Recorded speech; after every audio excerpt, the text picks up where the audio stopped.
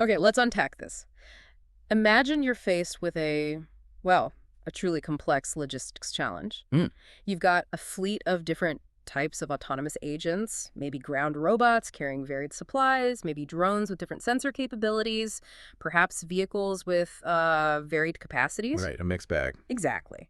And you need them to work together to tackle dynamic, unpredictable demands appearing across a wide area. Think disaster response scenarios where needs pop up instantly and change rapidly. Yeah, or optimizing resource delivery in a sprawling, chaotic urban environment. Very challenging. How do you get these diverse agents, each with its own limitations and only a partial view of the overall chaos, to efficiently coordinate, allocate their specific resources, and satisfy demands that are constantly shifting? That fundamental challenge, coordinating heterogeneous agents and resources in a decentralized dynamic environment with only local information is, well, it's one of the core problems in multi-agent systems research today. It sounds incredibly difficult. It is. It's not just complex. Yeah. It feels almost inherently intractable with traditional methods because there's no single point of control, no global view. And our source for this deep dive, the research we're dissecting today, tackles this exact problem head on. It does. It's the paper titled Decentralized Reinforcement Learning for Multi-Agent, Multi-Resource Allocation via Dynamic Cluster Agreements. Quite a mouthful. Yeah, yes, quite descriptive, though. And this paper introduces a specific, novel, technical approach they call LGTC-IPPO.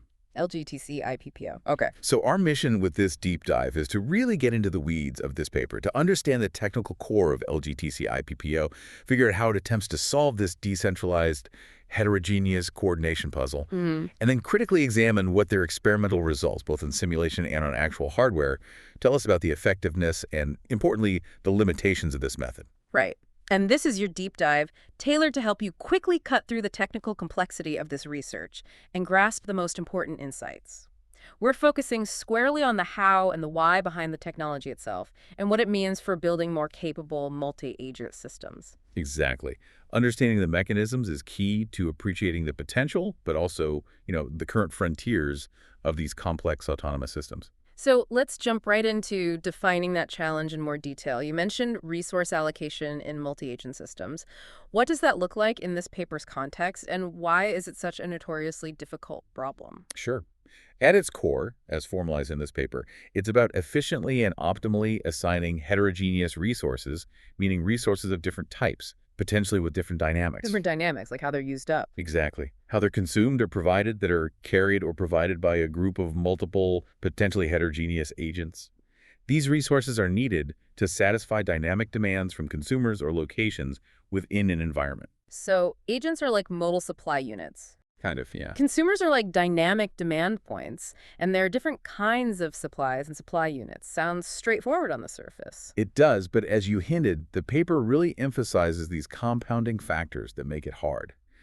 The first major hurdle, which is often the defining characteristic of these problems, is decentralization. Meaning, no central brain. Right. Agents make decisions independently based only on local information. They have partial observability. No single agent, and crucially no central controller, has a complete instantaneous picture of the state of every other agent, every resource level, or every demand everywhere. So decisions are made with blinders on, essentially. In a way, yes, based on incomplete, localized views. Right, so like our disaster zone drones example, a drone over one building has no idea about the specific needs or agent locations across town. It only knows what it can see or what limited information it can receive locally. Precisely. And then there's the heterogeneity. This isn't just coordinating identical robots. The agents themselves might have different capabilities, speeds, or carrying capacities. And the resources, too, you mentioned. Yes, and the resources aren't uniform. The paper models this with two extremes. Zero depletion resources. Zero depletion. Yeah, where an agent must remain at a location to continuously provide the resource, like a generator providing power, or maybe a drone acting as a communication relay. Okay, needs continuous presence. Right. And the other extreme is instantaneous depletion resources, which are delivered once and consumed immediately, like dropping off a medical kit or delivering supplies. Got it. Drop and go. Exactly. This heterogeneity means the right agent for a task depends on its capabilities and the specific resource needed by the consumer, adding layers of complexity that simple assignment algorithms just can't handle alone.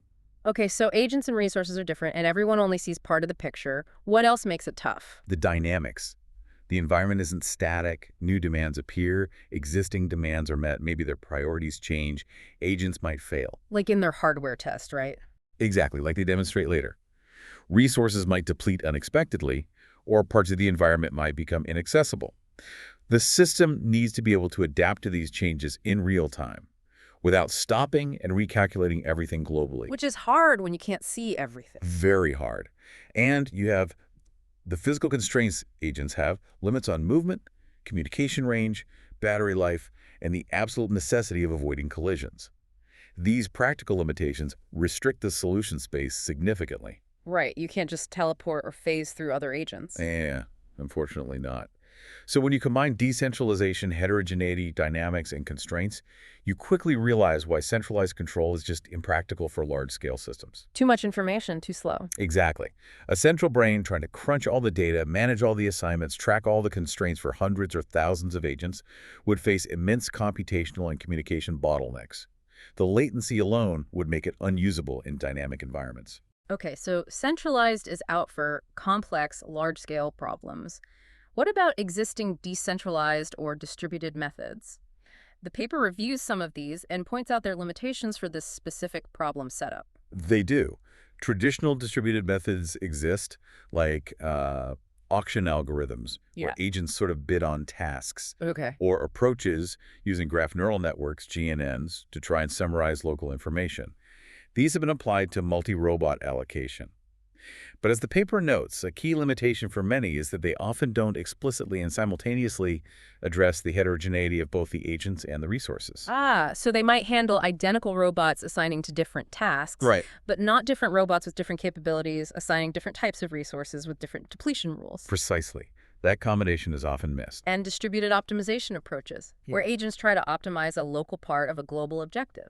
Those can handle heterogeneity, which is a plus. However, the paper highlights that many real-world resource allocation problems have complex global costs or constraints that are not easily decomposed into simple, additive local costs that agents can optimize independently. You can't just add up the local pieces and get the whole picture easily. Not always, no. Yeah. Furthermore, these methods can suffer from practical issues, like getting stuck in poor local minima, needing careful initialization, or facing numerical instability, especially in dynamic or constraint-heavy scenarios. Okay. They also mention opinion dynamics frameworks. That sounds quite different. It's an interesting concept, borrowed from consensus literature. The idea is that agents change their opinion, like a preference for a task or desired location, based on interactions with their neighbors. Like social influence, but for robots? Sort of, yes. Potentially leading to groups of agents converging to similar opinions, thus forming clusters or subteams. It naturally models grouping. There's always a but. Well, the paper points out that for dynamic resource allocation, many of these frameworks require an external reset or recomputation step to reestablish consensus when the environment or demands change significantly. So they're not built for constant change. Not inherently, no. They aren't designed for the continuous dynamic adaptation needed here, but the core idea of agents dynamically clustering based on some internal state or opinion is relevant to coordinating subgroups for multi-resource tasks. That idea carries forward. Okay, so traditional distributed methods often miss the full heterogeneity. Distributed optimization has decomposition and stability issues, and opinion dynamics often require resets for dynamic changes. What about multi-agent reinforcement learning? RRL. That seems like it should be perfect for learning complex, adaptive behaviors in dynamic environments. MRL is a powerful paradigm, and the paper builds upon it, but traditional MRL methods face significant challenges in this specific setting. The most common approach is centralized training with decentralized execution, CTDE. CTDE, right. So train with a global view, run with a local view. Exactly.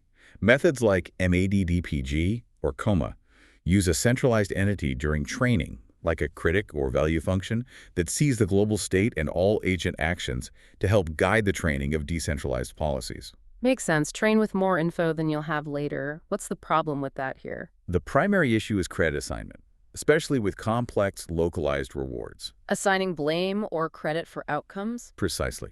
In a system where a successful outcome might depend on a subgroup of agents coordinating effectively at a specific location to deliver a certain resource type, it's hard for a centralized critic to precisely attribute success or failure back to individual agents or small interacting groups when evaluating a global state action pair. Hmm. How do you figure out which agent's specific action contributed how much to a complex, spatially distributed outcome, especially if some parts succeeded and others failed? Exactly. It's a really tough problem. Hmm. So if the reward isn't just a simple global score that everyone shares equally, but involves local penalties, rewards for meeting specific consumer demands, and maybe rewards for subgroups fully satisfying a demand, Which is what they have here. then traditional CTDE methods designed for factorizing a single global reward struggle immensely. Right. The paper specifically calls out value factorization methods like VDN and QMIX. Yes, these methods work by trying to decompose a global Q-value function representing the expected future team reward into components for each agent. Oh, But they are fundamentally designed to work when the team receives a single global reward. okay. They cannot effectively capture or factorize the kind of hybrid reward structure this problem requires, which involves distinct local and subgroup contributions that don't simply sum up cleanly into a single global value in a way VDN or QMIX can handle. So they're just the wrong tool for this reward structure. What about multi-objective MARL methods like MAMIPO, which handle multiple reward signals? MAMIPO uses weighted sums of different objectives. While it's an improvement over single reward methods, the paper suggests that simply summing different objectives with potentially fixed weights might be too rigid, Too simple. possibly too inflexible to handle the dynamically changing priorities and heterogeneous coordination needs of the resource allocation scenario. The optimal weighting of, say, collision avoidance versus resource delivery might change dramatically based on the current density of agents or the urgency of a specific demand. A fixed weight might not capture that. Okay. So summing all of this up, the paper identifies a pretty significant gap. There's a need for a decentralized approach that can simultaneously cope with the complexities of heterogeneous agents and resources, dynamic environments, facilitate localized cooperation among dynamically forming subgroups focused on specific tasks, and learn effectively using a decentralized training setup, DTDE, because the reward structure isn't really amenable to standard CTDE credit assignment techniques. That's the gap. That gap is the core motivation that drives the development of LGTC-IPPO. Which neatly brings us to their proposed solution. What's the central concept behind LGTC-IPPO? What are they actually doing? The fundamental idea is to combine decentralized reinforcement learning, building upon the IPPO algorithm, with a mechanism specifically designed for dynamic cluster consensus among the agent's internal states. Okay, let's unpack that technical combination. First, why build on IPPO and use decentralized training and decentralized execution, DTDE? The paper mentions it can reduce bias and lower variance compared to CTDE. Why is that particularly relevant here? Right. In a complex multi-agent system like this, especially with partial observability and that hybrid, non-globally factorable reward structure we talked about, estimating the true value function, the expected future reward, is just very, very difficult. Hard to predict the future in chaos. Pretty much. CTDE tries to estimate a global value function, which can be high variance and biased if the state space is huge or the reward structure doesn't fit the factorization assumptions. DTDE, where each agent learns its own local value function based on its local information and reward, can sometimes be more robust in these situations. How so? By focusing on individual estimates, albeit using shared parameters, which is key, they potentially reduce the state space they need to model for each agent's value function and avoid trying to fit a single, potentially massive function to a very complex global return signal. Interesting. So instead of learning one super complex function for the whole team's value, each agent learns a somewhat simpler function for its own value. But because they share the learning machinery, their individual learning can still become coordinated over time. Precisely. And that coordination is explicitly facilitated by the second core piece, the dynamic cluster consensus mechanism. The clustering part. Yes. The hypothesis here is that to efficiently handle multiple diverse resource demands simultaneously, agents need to self-organize into temporary subteams or clusters, with each cluster focusing on satisfying the demand at a specific consumer location. And this isn't pre-planned. No, that's the point. This clustering isn't pre-assigned. It needs to emerge and change dynamically as demands shift or agents become available or unavailable. So the clusters aren't just abstract groups. They have a physical meaning related to which agents are working together at a specific consumer. Right. And this dynamic grouping is supposed to help with the credit assignment issue, even in a decentralized training setup. How does that work? Yes, that's the crucial link. By having agents' internal states converge and cluster, based on which consumer or task they are effectively focusing on. This internal clustering provides a signal that aligns with the localized rewards. Ah, like the reward for a sub-team satisfying a demand. Exactly. It implicitly groups the agents contributing to a localized outcome, making it easier for their individual value functions and policies, even though they are independently trained to learn effective coordination for those specific subgroups and those specific tasks. So the internal state reflects the team structure. In a sense, yes. The consensus cluster value function mentioned in the contributions refers to how the value function itself is influenced by and helps drive this state clustering. Let's quickly review the key technical contributions they claim based on this approach.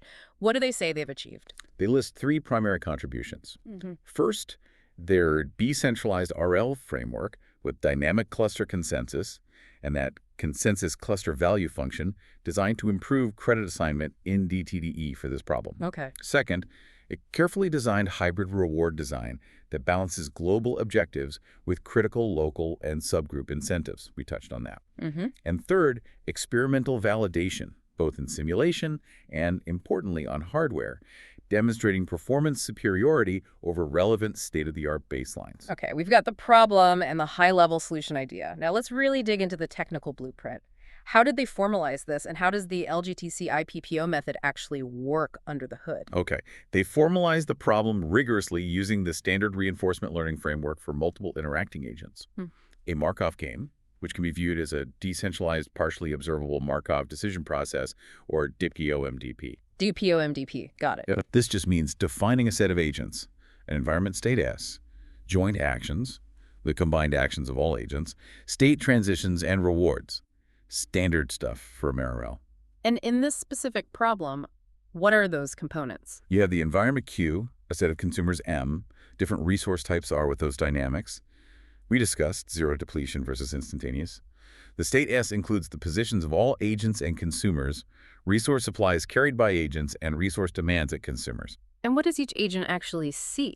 Each agent equally receives a partial observation system, typically its own state, its resources, and importantly, the state of all consumers. All consumers, even distant ones. Yes, the state of all consumers, and potentially nearby agents within a communication radius C. So partial observability primarily means they don't see the full state globally in terms of how actions affect things or the full reward calculation, but their observation input does include information about all consumers. That's an interesting choice. It is.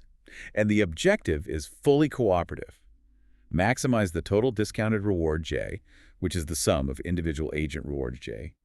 But each agent only receives its own reward J, even though that reward depends on the joint actions of everyone. Okay. Local reward signals driving global cooperation. Exactly.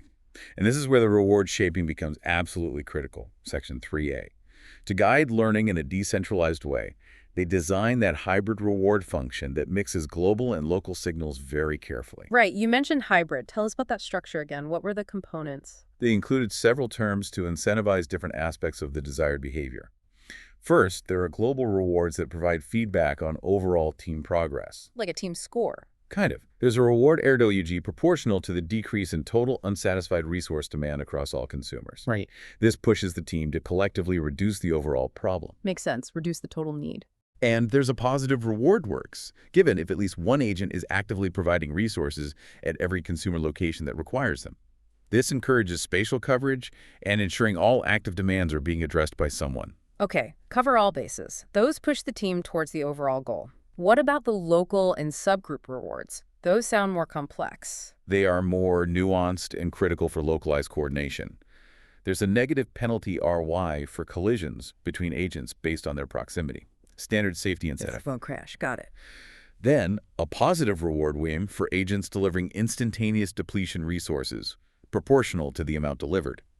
This rewards the agent for completing its specific task at that location. Rewards for doing the drop-off. Exactly. Then a significant additional reward, RC given to a subteam of agents when the instantaneous demand at a specific consumer is fully satisfied by that group. This is a direct reward for effective localized coordination and task completion within a subgroup. Ah, the team-up bonus. Precisely. And a fixed positive reward for an agent satisfying a zero depletion demand.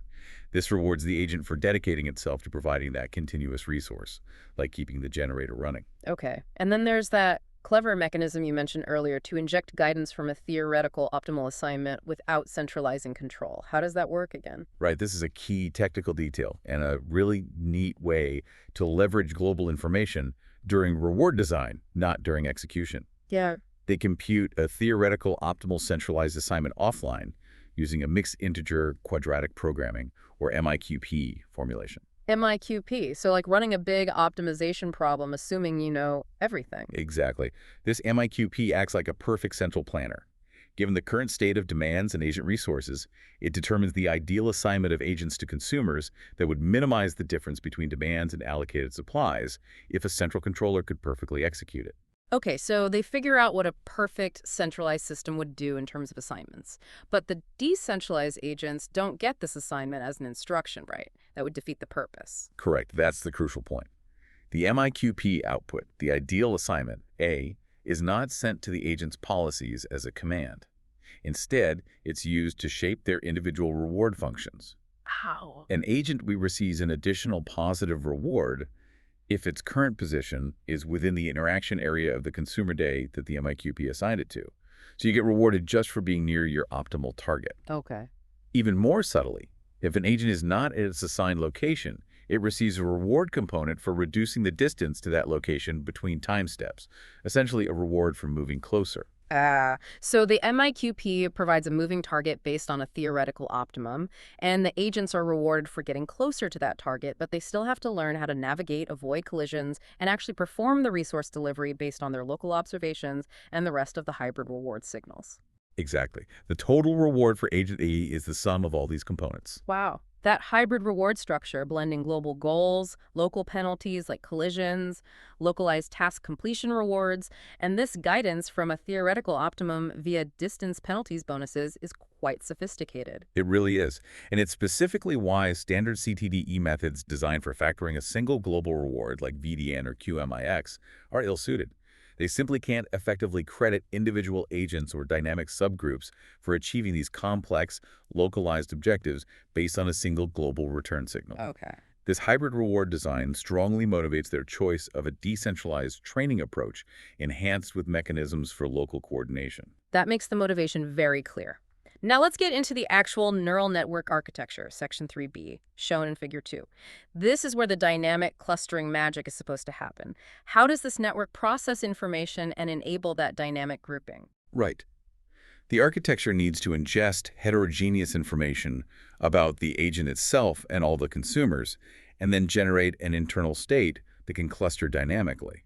The inputs, as we discussed, include the agent's own state, position, resources, and the state of all consumers, positions, demands, types. Even though agents have partial observability, the network structure itself processes information about all consumers. That still seems like a potential bottleneck or information leak. No. It's a design choice, yeah. The assumption is that while an agent's interactions and received rewards are local, its decision-making process can consider the state of all known consumers. Maybe this info comes from some slower background communication channel, or it's just assumed available for the policy input. It isn't strictly partial observability in terms of input, but more in terms of state transitions and reward reception. Okay, an architectural choice. How does it handle all that consumer info then? There could be many consumers. To handle the consumer information, since the order of consumers shouldn't matter, they use deep sets. Deep sets, heard of that? For processing sets of things. It's a specific neural network structure designed to be permutation invariant for set inputs. It processes each consumer's features independently through some MLPs, multi-layer perceptrons, and then aggregate to them, usually by summation, to get a representation for each consumer and an overall consumer feature vector. Okay, deep sets handles the unordered set of consumers. How is that combined with the agent's own information? The agent's own features and an aggregated representation of the team's features are combined with the overall consumer feature vector using a graph-like structure. A graph filter and linear layers process this combined information, incorporating the agent's communication topology, ni, who it can talk to, represented by a sparse matrix S, to produce a vector U. So U is like a rich summary vector for the agent. Yeah, U is a rich summary of the agent's own state, the overall consumer landscape, and information from its neighbors. And this vector U is the input to the core dynamic clustering mechanism, the LGTC part. Precisely. This is the heart of the model, a continuous time neural model based on the liquid graph time constant LGTC network. It's a type of recurrent neural network defined by an ordinary differential equation, an ODE, that governs the evolution of the agent's internal state, which they call X. An ODE, so like physics equations describing how the state changes. Kind of, yeah, it's a differential equation. Mm-hmm. This mechanism takes us, the agent's current internal state X, and the states of its neighbors Xj, via that graph matrix S, as inputs. Okay, let's really spend some time here. Walk us through equation 6, the ODE defining the state dynamics. It looked pretty dense. Okay, yeah, let's break it down. The equation describes how the agent's internal state X changes over time, is the rate of change. It has several key terms. First, there's the decay term, tau times X. Element-wise multiplied, yes. This means if nothing else is influencing the state, it decays towards zero. The parameter, which is learned, acts like a time constant, controlling how quickly this decay happens. Okay, a tendency to reset, sort of. Next, and critically, there's the influence from the consumers. Way U. Okay, let's unpack that. Yeah, please do. Inside the arc, which is just a ReLU nonlinearity, is way. The term is where the dynamic attention comes in. It's an attention mechanism. It's calculated from a linear layer applied to and the team's clustering states X, then pass through a softmax. Softmax gives probabilities. Exactly. This attention is a vector, one element for each consumer, encoding the relative importance of consumer features in guiding agent motion, as the paper puts it. Essentially weights the features of each consumer by its importance score from the attention of. So the agent figures out which consumers are most important right now. Yes. Then they use argmax on that attention R to select the index of the dominant consumer feature. The dynamics associated with that specific consumer then influence the state X. Only the top one. The features associated with the top one, yes. The F function, which is margmax, takes the features of the most attended to consumer, scales them by learned weights, whole weights, element-wise multiplies by the input, F, and applies the nonlinearity. This F represents the demanding dynamics of the chosen consumer. And this is where heterogeneity comes in. Exactly. If different agents focus on different consumers, i.e. have different argmax indices, their F functions will be different, introducing heterogeneous dynamics into their internal states. Okay. So the state X changes based on decaying towards zero, being pushed by the dynamics associated with the one consumer the agent is paying most attention to, Right. and being influenced by the internal states of its neighbors through the graph connection S and some learned matrix A. You got it. The SXA steam term represents the influence from neighbors. The ODE structure, with the decay, the heterogeneous nonlinear term F, dictated by the chosen consumer, and the neighbor interaction is what allows the agent's internal state X to converge towards similar values with other agents that are attending to the same consumer and are connected in the communication graph. So that is the dynamic clustering mechanism. That is the dynamic clustering. The network learns which consumer to focus on via attention argmax. Right. And that focus dictates a particular dynamic tendency, F. This tendency, combined with interacting with neighbors, causes agents focused on the same thing to synchronize their internal X states. That's clever. The internal state literally reflects who you're teaming up with for a task. That's the idea. And this is where the theoretical guarantees come in. Theorems 1 and 2. These theorems provide mathematical backing for the desired behavior of this neural ODE system. They aren't just hoping it works. Okay, what does Theorem 1 tell us? Theorem 1 states that under certain constraints on the learned parameters, needs to be non-negative, C, related to the weights, also non-negative, and the structure of the interaction graph, the neural ODE system is infinitesimally contractive, and its state X is bounded within like is 1, 1. Okay, bounded makes sense, keeps things stable. Yeah. What does infinitesimally contractive mean intuitively for these internal states? It basically means that the trajectories of the internal state X for any two agents will tend to get closer to each other over time. If they start close, they'll stay close. If they start far apart, they'll move towards each other, assuming they have similar inputs or influences. So the states want to converge. Yes, it guarantees a certain level of stability and convergence property for the learned internal dynamics. The paper notes, remark 1, that doing some technical tricks like replacing A with ATA and using a normalized adjacency matrix for S helps satisfy the conditions in practice. Okay, mathematical assurances of stability. And Theorem 2. This one is about the clustering itself, right? Yes, this is the crucial one. Theorem 2 states that the system clusters in different stable equilibrium dictated by the demanding dynamics. The core idea of the proof is that agents belonging to the same cluster, meaning they're attending to the same consumer M and are connected, will converge towards the same equilibrium trajectory in their internal state space. Their X values will become the same if they're working together. Essentially, yes. Right. Nexi ekis X EJV for agents I and J in cluster CM. This convergence relies on a condition related to the structure of the interaction graph S having constant row sums within clusters, or bounded differences as noted in Remark 2. So the math depends on the connections between agents in a cluster. Right. This theorem formally supports their hypothesis.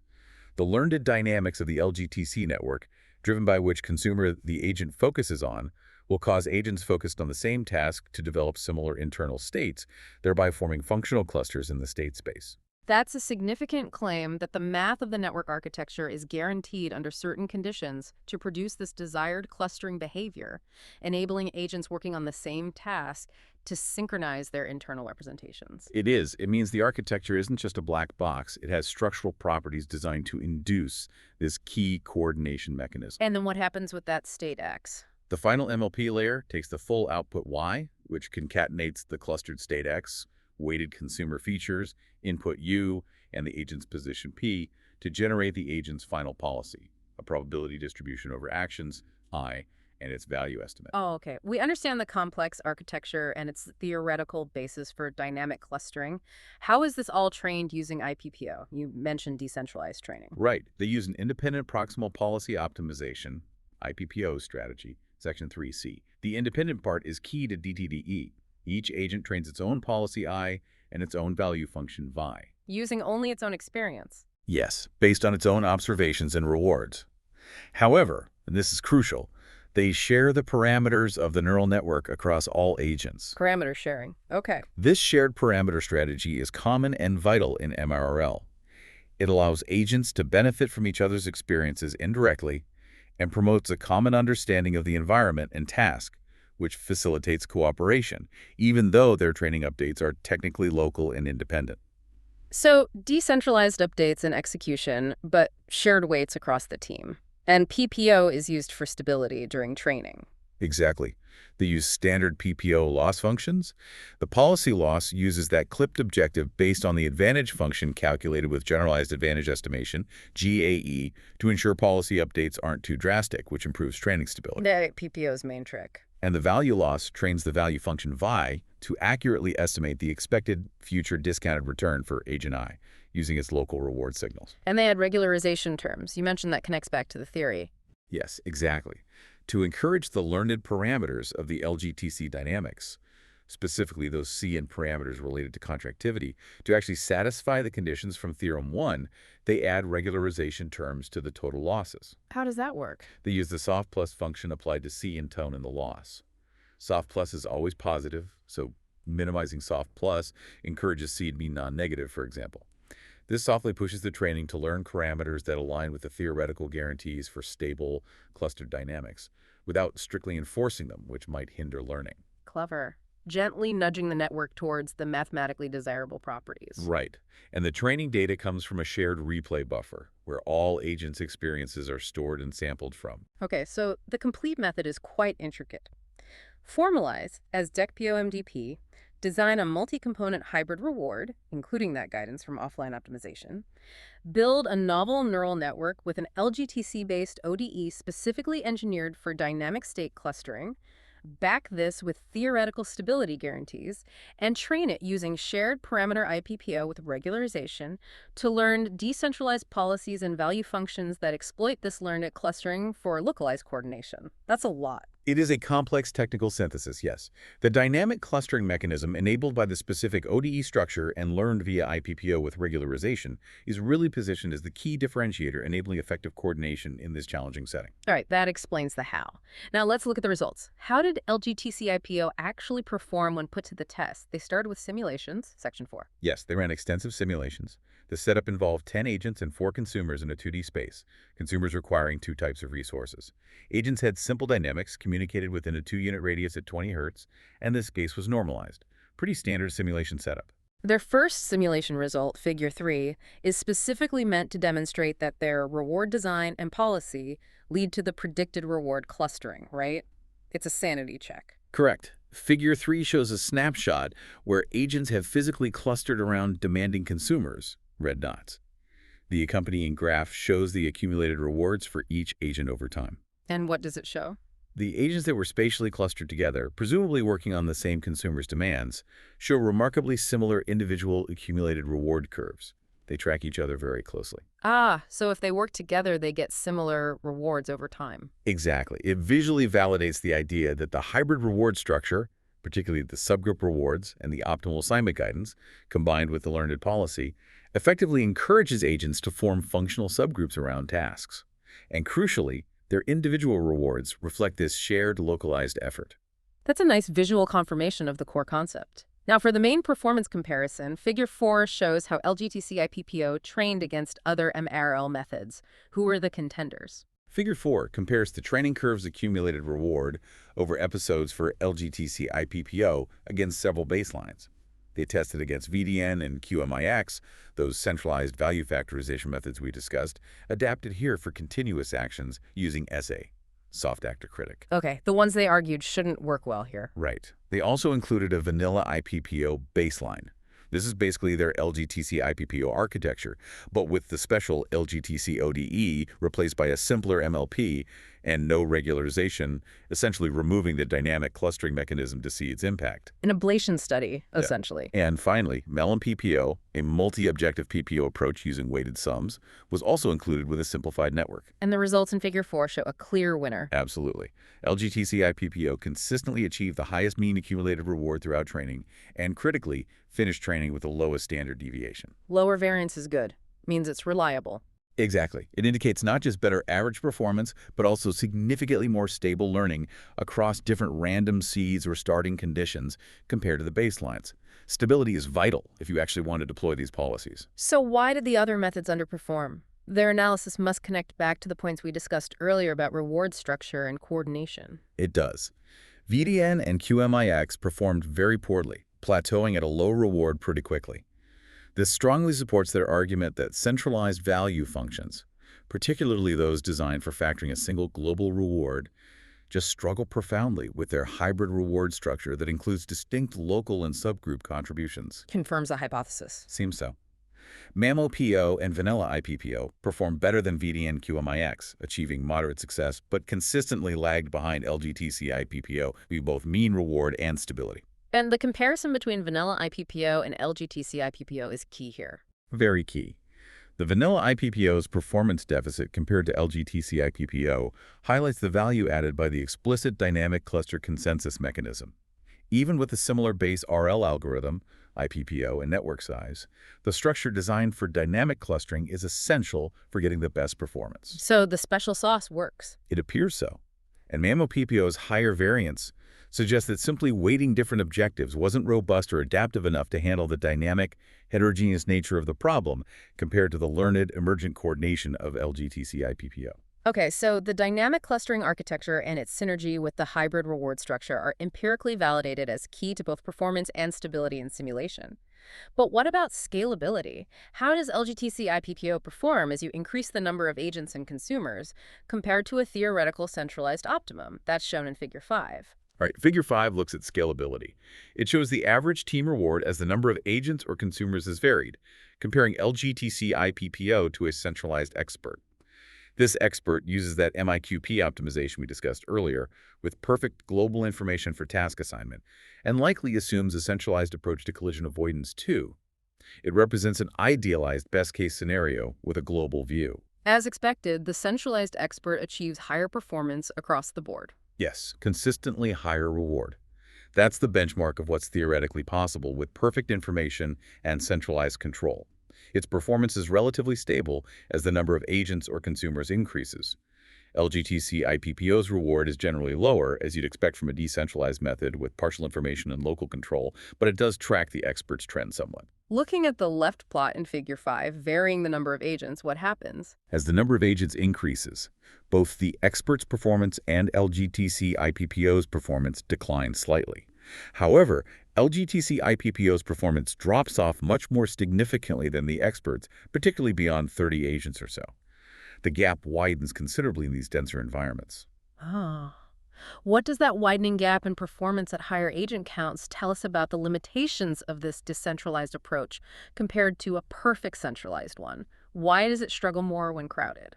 The paper's analysis, and frankly common sense for decentralized systems, points to the increasing difficulty of managing local constraints, specifically collision avoidance, in very dense environments. Harder not to bump into each other. Exactly. A decentralized agent making decisions based only on local observations and communicating only with neighbors struggles far more than a centralized controller with a global bird's-eye view to safely navigate a crowded space while simultaneously trying to reach its assigned task location.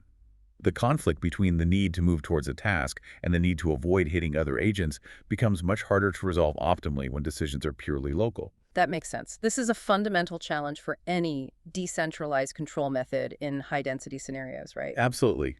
Scalability in terms of sheer numbers of agents in a confined space is a hurdle where the centralized global view still reigns supreme for optimal outcomes, if you can afford the computation and communication. Okay.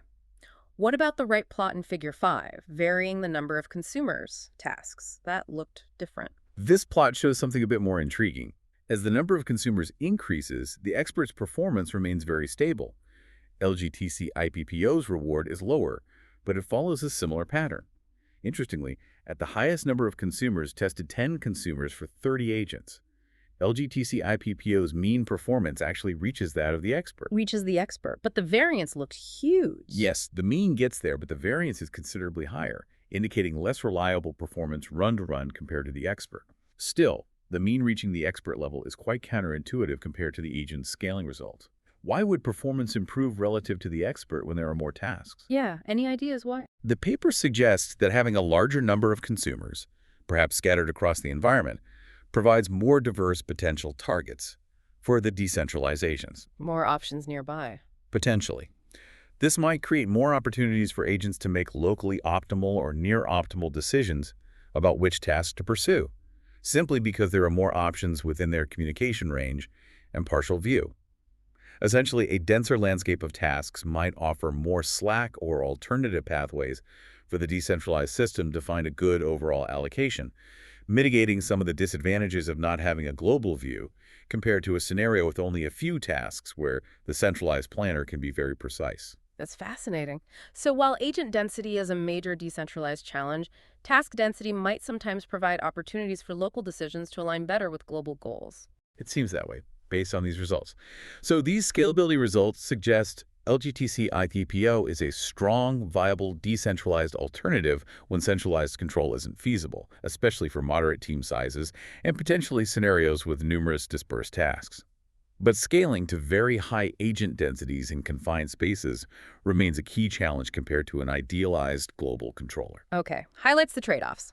Gaining robustness and avoiding bottlenecks with decentralization, but potentially sacrificing optimality or struggling with coordination in extremely dense, constrained environments. That's the classic trade-off, yes. Simulation is valuable, but the real test is always in the physical world. They performed hardware experiments with drones, right? Section V? They did. They validated their approach using 5 crazy fly drones, tiny little crowd rotors. The policy trained in simulation was deployed by running it on a workstation and sending velocity commands wirelessly to the drones. Sim to real transfer. And they added something important for safety. Yes, a critical practical detail for hardware implementation was the addition of a local control barrier function, CBF, safety filter. A CBF filter. Tell us about that and why it was necessary. Safety net. Exactly, a safety net. A CBF filter is a type of safety critical controller. In this setup, it acts as a low-level guardian. It takes the velocity commands generated by the learned LGTC-IPPO policy and checks if executing those commands would violate a safety constraint, specifically maintaining a minimum distance between drones to prevent collisions. So it double checks the AI's command. Precisely. If the policy's command would lead to a potential collision, the CBF filter overrides or modifies the command to steer the drone safely away.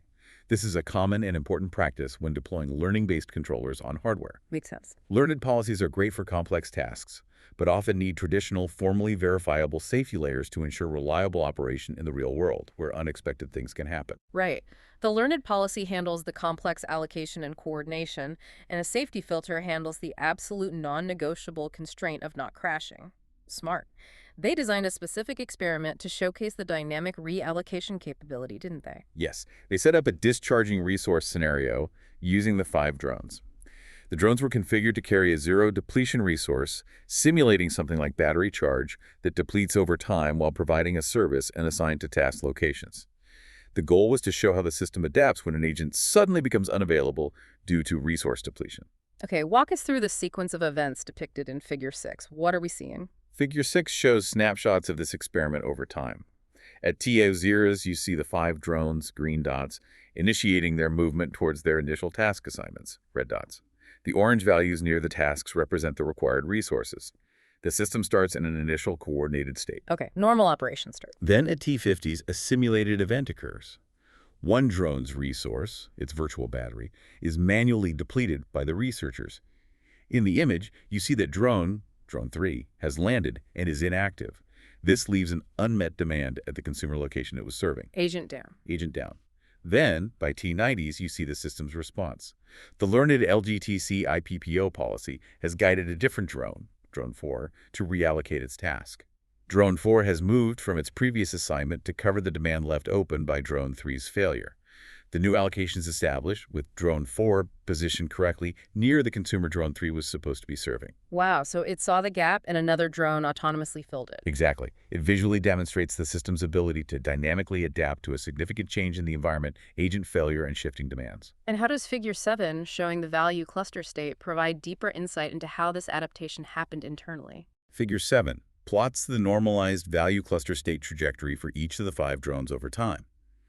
Remember, the value cluster state is that internal state X we discussed from the LGTC ODE. Based on Theorem 2, agents focused on the same task should have similar internal states, forming clusters in this abstract state space. Right, the internal representation of teaming. Exactly. This plot shows how those internal states evolve. Look at the critical time around T50s to T60s. When Drone 3's resource depletes and it becomes inactive, indicated by the red dashed line, its value state trajectory changes as it drops out of the system. Crucially, you see a dramatic change in the trajectory of Drone 4 during this exact period. Drone 4 is the one that reallocated. Yes. Its internal value state trajectory moves distinctly away from its prior path and begins to converge towards a new cluster state, the one corresponding to the task that Drone 3 was handling and is now available. The internal states of the other drones also subtly adjust as the overall team configuration changes. That's powerful. It's not just that the physical behavior changed. The agent's internal learned representations of their task assignments and coordination updated dynamically in response to the failure. They reclustered in the abstract state space, and that reclustering led to the physical reallocation. Exactly. It provides tangible evidence on real hardware that the learned dynamic clustering mechanism works as hypothesized. The system didn't need to be reprogrammed or externally reset. The learned policy, leveraging the dynamic state clustering, sensed the change via local observations related to the unmet demand or maybe neighbor status, and autonomously guided the agents to form a new functional team configuration to address the updated demands. It's a direct physical manifestation of Theorem 2 in action. Pretty much, yeah. The changing environment pushed the learned dynamic system to a new, stable, equilibrium configuration. Okay, that's a comprehensive look at the problem, the intricate method with its theoretical backing and empirical validation in both simulation and hardware. Let's wrap up with the paper's conclusion and future directions, Section 6. What's the big takeaway? In summary, the paper successfully presents LGTC-IPPO as a novel and seemingly effective decentralized reinforcement learning approach for multi-agent, multi-resource allocation. By extending the IPPO framework with their specific dynamic cluster consensus mechanism based on that LGTC-inspired neural ODE, they demonstrate significant improvements in performance and stability compared to standard MARL baselines that lack explicit support for dynamic subgroup coordination in the face of heterogeneous tasks and hybrid rewards. And summing up the performance again? The evaluations show LGTC-IPPO outperforms VDN, QMIX, Vanilla IPPO, and MAMOPO in simulation, demonstrating both higher average reward and crucial stability. The hardware experiments vividly prove the dynamic reallocation capability by adapting to an agent failure. They position LGTC-IPPO as a viable decentralized alternative when centralized control is impractical. But with caveats. Yes, acknowledging, based on their scalability results, that while it handles task density surprisingly well, challenges remain in scaling to extremely high agent densities compared to an idealized centralized expert. Okay. What's next for this research, according to the authors? Where do they see this going? They outline several key areas for future work. They want to further refine the theoretical aspects of the dynamic cluster consensus, specifically investigating its convergence properties under more complex and realistic conditions, like variable communication topologies. Agents moving in and out of range. Right. And the presence of stochastic disturbances or noise in the environment or sensing, things aren't always clean in the real world. Definitely important for real-world robustness. They also plan to explore structured communication protocols, suggesting that perhaps a more deliberate way for agents to exchange specific information beyond just their internal states via the graph could further improve coordination, Maybe more explicit negotiation. possibly. And finally, investigating hierarchical planning strategies is on their list. Hierarchical planning could potentially address the scalability limitations in very large systems, right? Maybe structuring agents into teams managed by higher level, though still decentralized controllers. It's exactly Yeah. like teams of teams. These future directions point to acknowledging the current limitations and charting a path towards making these decentralized dynamic coordination methods more robust, scalable, and applicable to even more complex real-world scenarios. This research provides a really deep and technical look into how you can engineer intelligent multi-agent systems to self-organize and adapt to complicated, dynamic resource allocation tasks without needing a central commander. It's quite impressive. And it achieves this through a fascinating interplay of decentralized reinforcement learning, a carefully designed hybrid reward function, and a neural architecture specifically structured to induce dynamic state clustering that aligns with task-based subgroups. Hmm. It's about learning a complex form of distributed consensus and coordination. It really makes you think about the fundamental problems in building complex decentralized systems. Yeah. How do you get individual agents each dealing with its own local challenges and incomplete information like avoiding collisions or managing its own resources to simultaneously contribute to a dynamic team-wide goal, like reallocating when a teammate fails? It's a tough balance. It is. And how approaches like this dynamic clustering mechanism, where localized interactions and learned internal states lead to emergent adaptive team behaviors, are key technical blueprints for finding that balance between individual autonomy and collective intelligence in distributed systems. So it shifts the paradigm, maybe, from trying to explicitly program complex coordination rules to learning underlying behaviors that lead to emergent coordination when needed. That's a good way to put it. Yeah, learning the dynamics that produce coordination rather than the coordination itself directly. Absolutely. A truly deep dive into how complex coordination can be learned in the wild. Fascinating stuff.